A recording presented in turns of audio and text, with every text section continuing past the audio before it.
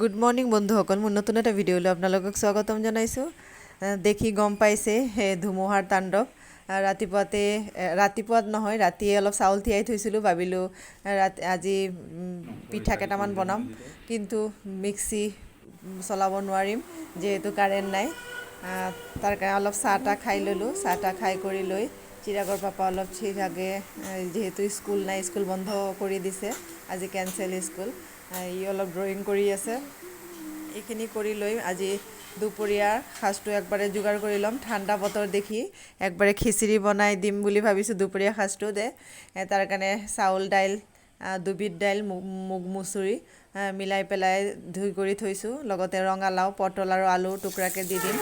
আৰু এয়া মোৰ খিচিৰিখিনি প্ৰায় হৈয়ে গ'ল। আৰু লগতে অলপ আলু ভাজিছোঁ, ৰঙালাও ভাজিছোঁ আৰু বেঙেনা ভাজিছোঁ আৰু পাপৰো অলপ ভাজিলোঁ। দুপৰীয়া এতিয়া প্ৰায় 2টামান বাজে, ভাবিলোঁ হৈ গ'ল যেতিয়া একবাৰে খাই লওঁ।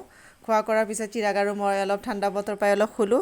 আজি ভিডিঅ'টো চাই কেনেকুৱা পালে, ভাল লাগিলে প্লিজ লাইক এটা দি দিব।